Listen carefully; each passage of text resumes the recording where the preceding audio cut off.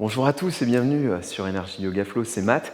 Et aujourd'hui, on va axer la pratique sur le dos pour essayer de soulager, peut-être des petits maux, également prévenir. Voilà, si vous passez beaucoup de temps, que ce soit assis dans votre voiture ou derrière un bureau, donc important de travailler la mobilité de son dos, d'essayer de contrebalancer les effets de ce dos qui se voûte légèrement vers l'avant en essayant de l'ouvrir le plus possible et ainsi conserver une bonne posture. Alors on va commencer tout de suite, vous allez avoir besoin donc d'un tapis et peut-être pour plus de confort d'un coussin et d'une brique. On va commencer donc sur le ventre, en posture du sphinx, on se met bien à plat ventre, on va placer les paumes sur le tapis, les coudes bien sous les épaules, les bras parallèles et on va regarder vers l'avant. On va bien écarter les doigts, pousser légèrement sur les paumes et sentir l'étirement du bas du dos.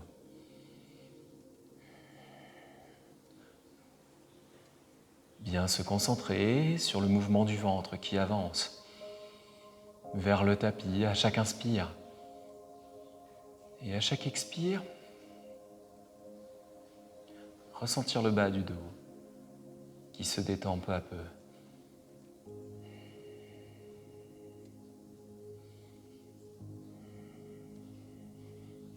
Tout doucement, prochaine inspire, on va tendre les bras petit à petit. Si vous ressentez une gêne, n'hésitez pas à rester en sphinx et ne pas aller dans la posture du phoque qui est donc bras tendus.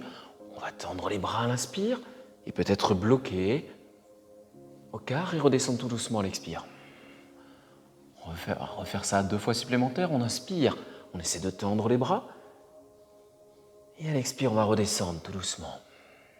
Toujours écoutez-vous, n'allez jamais vers une sensation de douleur. On inspire, on tend les bras et à l'expire, on redescend. On va rapprocher les mains sur les côtés au niveau des épaules. Bien les coudes proches du corps et non pas tournés vers l'extérieur. On rapproche les coudes de notre corps et à l'inspire, on va monter tout doucement et garder les coudes fléchis. On regarde vers le plafond. Si c'est possible, on avance le ventre. Et à l'expire, on va redescendre. On inspire, les bras se tournent davantage. Et on redescend. À l'expire. Une dernière fois, on monte. On gonfle bien la poitrine, le ventre. Et on va maintenir la posture. On ajuste bien les poignets sous les épaules. Les biceps tournés vers l'avant, les épaules vers l'arrière. Et tout doucement, on va se tourner vers la gauche, regardez par-dessus notre épaule. Puis, lentement, vers l'autre côté. On regarde par-dessus l'épaule droite. Encore une fois. Et on change de côté. On reprend une position stable. On pousse sur les mains. On écarte les genoux, largeur de tapis. Et on s'assoit sur les talons. Posture de l'enfant. Le ventre est bien dégagé pour faciliter la respiration. On emmène les doigts vers l'avant du tapis le plus possible pour allonger son dos. Le front repose paisiblement sur le tapis. Les mains vont se déplacer vers le côté gauche. Le ventre sur la cuisse. Main droite sur main gauche. On étire le côté. La tête est relâchée. Le buste reposant confortablement sur notre jambe gauche. On emmène les inspires sur le côté, on gonfle bien le poumon. Et on peut expirer par la bouche. Et rejeter les tensions.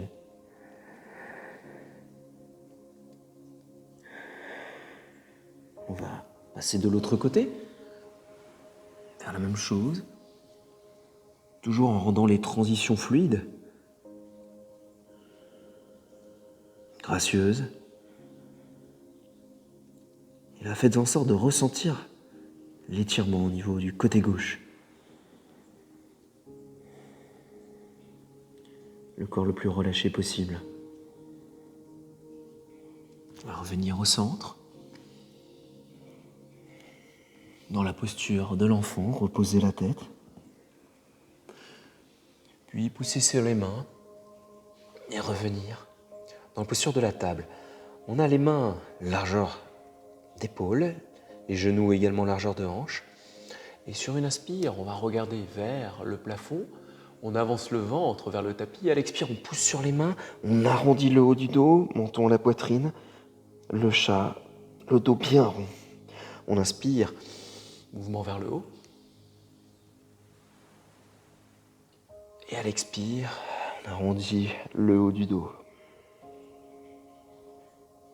Une dernière fois. Et on expire. À l'inspire, on va rapprocher la main gauche vers le milieu sous notre visage. Et à l'inspire, on élève la main droite vers le plafond. On tourne le regard vers le haut. Et à l'expire, on va ramener, passer la main entre le genou et le bras, reposer l'épaule. Se tourner vers la gauche. On inspire, on va remonter le bras vers le plafond. Et à l'expire, on le ramène dessous. On touche l'épaule au sol. On inspire une dernière fois. On monte et à l'expire, on redescend. Reprend posture de la table, neutre. On fait la même chose de l'autre côté. On rapproche la main droite sous le visage, bien centré. On inspire, bras gauche vers le ciel. Et à l'expiration, on passe à travers. On inspire. On ouvre la poitrine. Et à l'expire, on bascule vers le sol. Une dernière fois.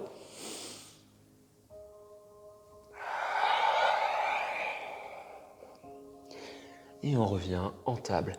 On va avancer les mains vers l'avant, le plus possible. On a toujours les hanches au-dessus des genoux. On monte sur les doigts. Et tout doucement, on va relâcher la tête sur le tapis. Le but étant d'emmener les aisselles vers le sol, de creuser le bas du dos. Et on va rester quelques respirations dans la posture. En prenant bien conscience de l'air qui rentre au travers de nos narines, qui passe dans notre gorge, qui se dirige vers le bas du dos.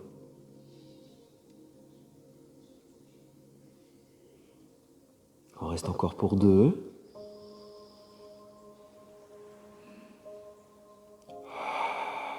Peut-être la respiration, l'expire par la bouche.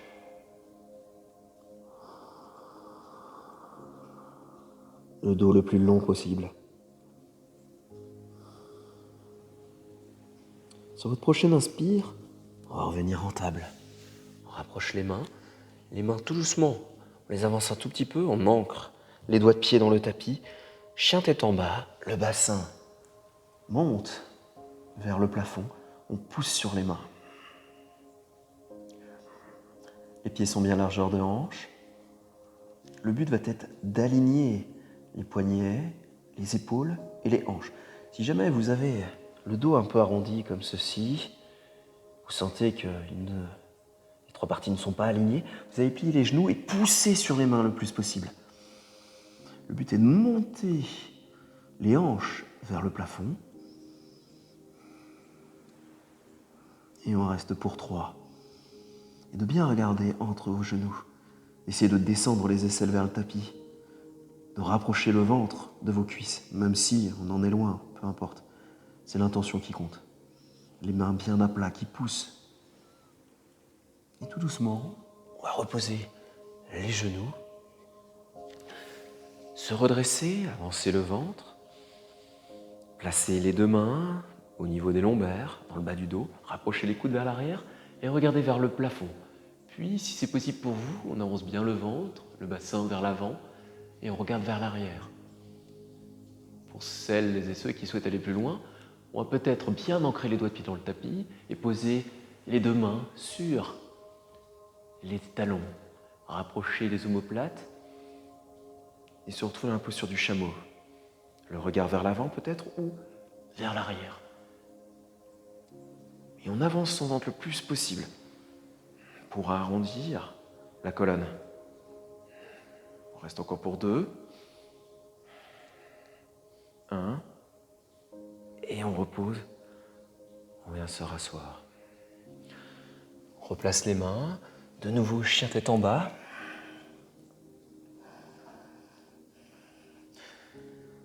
Et on va le dérouler au prochain inspire en repassant en planche. Et tout doucement, on va avancer le bassin en contrôle vers le tapis, poser les genoux avant de trouver notre chien tête en haut, les épaules bien vers l'arrière.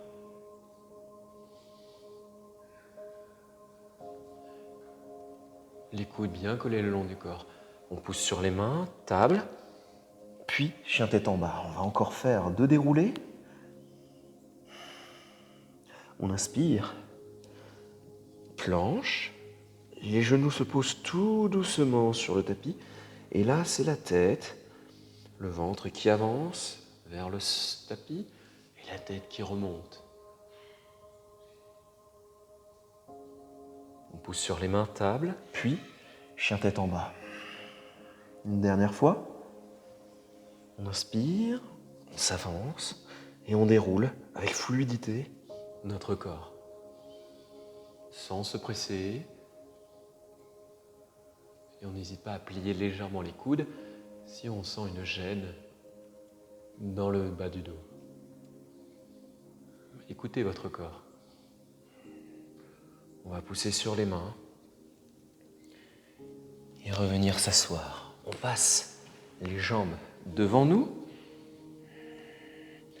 Le pied droit à l'extérieur du genou gauche. La main droite, on va le lever vers le plafond et la poser derrière nous quelques centimètres. Avec le bras gauche, on enroule le genou et on le rapproche de notre poitrine. On inspire, on se grandit, le pied gauche bien flex, c'est-à-dire que les orteils reviennent vers le tibia. Et on va se tourner et regarder par-dessus notre épaule droite. Marichyasana version C, qui est un bon twist. Les inspires nous permettent de nous grandir. On n'est pas donc penché vers l'arrière, on est bien droit. On cède de sa main droite pour se maintenir droit. Et à l'expire, on cède de sa main gauche pour tirer sur la cuisse et basculer, pivoter vers l'arrière.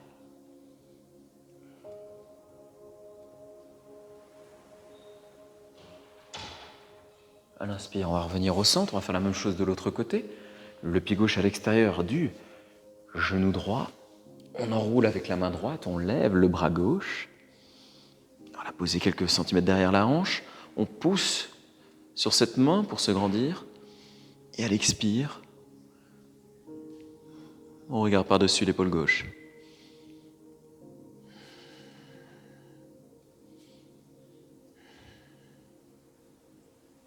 Encore pour 2. De plus en plus calme.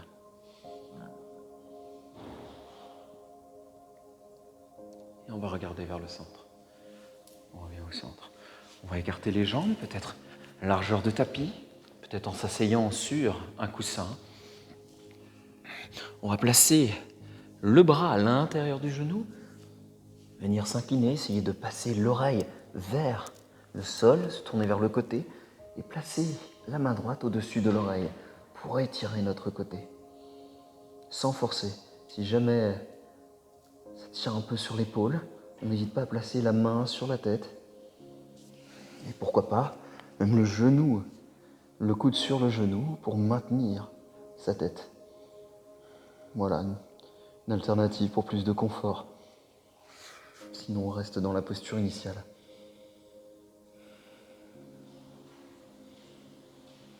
On va revenir au centre, faire la même chose de l'autre côté.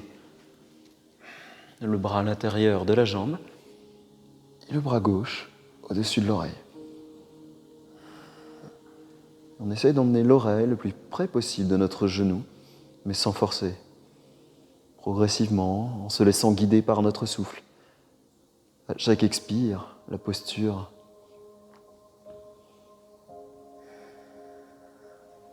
s'intensifie progressivement. On revient au centre. On va rapprocher les deux pieds l'un de l'autre.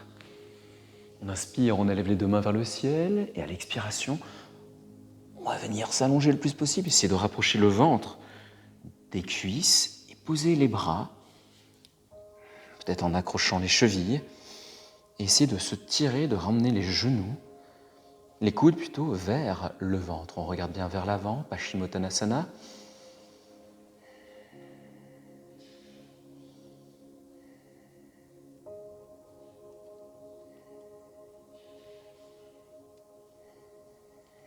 Et tout doucement, s'incliner vers l'avant.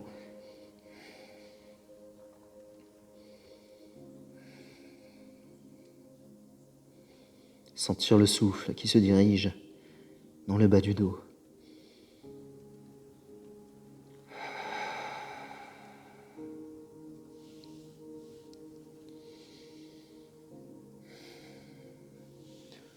Prochaine inspire, on se redresse. Les pieds, largeur de hanche. Le bassin qui se dirige vers les talons.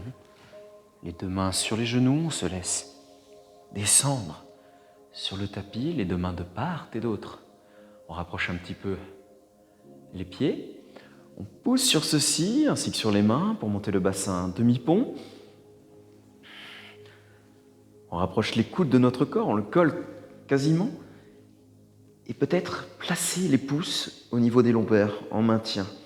On rapproche un tout petit peu les pieds, peut-être monter sur les pointes de pied pour amplifier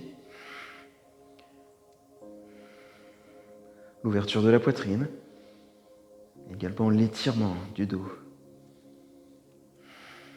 On essaie de bien stabiliser ses coudes en support. Ainsi, cela vous demande moins d'effort. Et on va rester pour 3 respirations supplémentaires. Il est important de bien bouger la colonne dans les différents axes. Pour lui redonner sa mobilité originelle. Tout doucement, on va la reposer, le dos au sol, ramener les genoux à la poitrine et faire quelques petits cercles pour masser le dos.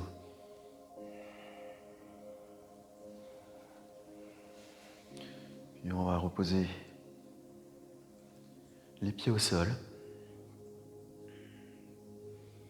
N'hésitez pas, lors de ce Shavasana, à placer peut-être une brique dans le bas de votre dos, au niveau du sacrum, là, ce petit os qu'il y a dans le bas du dos. Comme ceci. Et à rester ainsi le temps que vous souhaiterez. Peut-être en faisant une petite séance de Reiki, cette énergie positive que vous allez pouvoir vous envoyer pour guérir. En plaçant les mains, l'une sur la poitrine et l'autre sur le ventre. Et à chaque inspire, vous allez emmener de la lumière positive dans les mains et à l'expire, la diffuser dans tout votre corps et notamment dans les endroits où vous souffrez, peut-être le dos justement, pour permettre à cette énergie d'aller régénérer les parties de votre corps qui en ont besoin. Cela a été un plaisir de vous guider et j'espère vous retrouver très vite pour une prochaine séance. Namasté.